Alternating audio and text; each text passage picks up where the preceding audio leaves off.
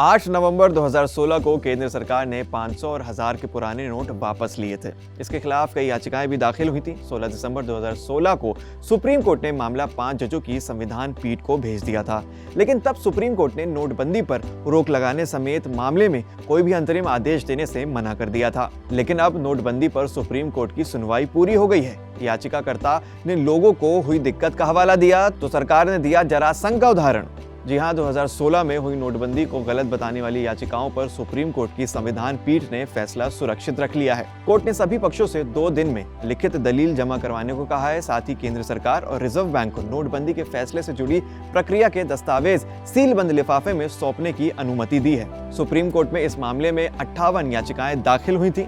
Justice S Abdul Nazeer की अध्यक्षता वाली 5 जजों की संविधान पीठ ने 24 नवंबर को मामले पर विस्तृत सुनवाई शुरू की। जस्टिस नजीर के अलावा संविधान पीठ के अन्य 4 सदस्य हैं। Justice BR Gavai, AS Bopanna, V Ramasubramaniam और BV नागरत। जजों ने इस दौरान याचिकाकर्ता पक्ष की तरफ से भी P चिदम्बरम और श्याम दीवान जैसे वरिष्ठ वकीलों को सुना। वहीं केंद्र सरकार की तरफ से अटॉर्नी जनरल R वेंकटरमणी ने दलीलें रखी। वरिष्ठ वकील जयदीप गुप्ता ने रिजर्व बैंक की तरफ से बहस की। वहीं दूसरी तरफ केंद्र सरकार ने सुप्रीम कोर्ट में अपने फैसले का पुरजोर बचाव किया। अटॉर्नी जनरल ने बताया कि ये टैक्स चोरी रोकने और काले धन पर लगाम लगाने के लिए लागू की गई सोची समझी योजना थी।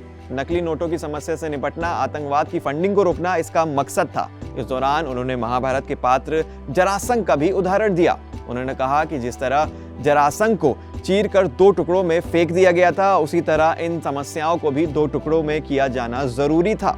केंद्र सरकार ने यह बताया कि reserve bank of India act 1934 के तहत रिजर्व बैंक और सरकार के पास किसी करेंसी नोट को वापस लेने का फैसला लेने का अधिकार है।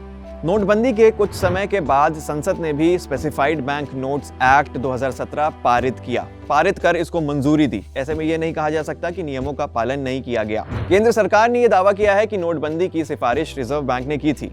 इसे काफी चर्चा और तैयारी के बाद लागू किया गया था। रिजर्व बैंक के लिए पेश वरिष्ठ वकील ने कहा कि एक आर्थिक निर्णय था, इसकी कोर्ट में समीक्षा नहीं हो सकती। यह एक नीतिगत फैसला था, जिस पर उन्होंने ये भी कहा कि इस फैसले से लोगों को शुरुआती दिक्कतें हुई, लेकिन इसका मकसद देश को मजबूत करना था। याचिकाकर्ता पक्ष की तरफ से सबसे पहले वरिष्ठ वकील चिदम्बरम ने बहस की। उन्होंने कहा कि सरकार ने नोटबंदी के फैसले से पहले की प्रक्रिया की ठीक तरीके से जानकारी नहीं दी। न तो 7 नवंबर 2016 को सरकार की तरफ से रिजर्व बैंक को भेजी चिट्ठी रिकॉर्ड पर रखी गई, न ये बताया गया कि रिजर्व बैंक की सेंट्रल बोर्ड की बैठक में क्या चर्चा हुई। 8 नवंबर को लिया गया कैबिनेट का फैसला भी कोर्ट में नहीं रखा गया। चिदम्बरम ने यह दलील भी दी कि यह फैसला RBI एक्ट 1934 प्रावधानों के मुताबिक नहीं था। इस एक्ट की धारा 26 कहती है कि नोट वापस लेने से पहले लोगों को पहले से सूचना दी जानी चाहिए, लेकिन यहाँ ऐलान के तुरंत बाद 86% मुद्रा अमान्य कर दी गई। इससे लोगों के व्यापार रोजगार पर भारी संकट आया। उनके मौलिक और संवैधानिक अधिकारों का हनन हुआ। वरिष्ठ वकील श्याम दीवान ने भी नोटबंदी लागू करने के तरीके में कमियां गिनाई। उन्होंने कहा कि पुराने नोट बदलने की तारीख में परिवर्तन किया गया। नवंबर और दिसंबर 2016 में जो लोग भारत से बाहर थे, उन्हें नोट बदलने का मौका नहीं मिला।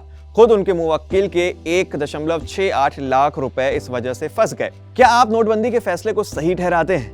आपको नोटबंदी के दौरान किस तरह की समस्या झेलनी पड़ी? हमें नीचे कमेंट सेक्शन में जरूर बताएं। ऐसी ही तमाम वीडियोस के लिए सब्सक्राइब करें ABP लाइव।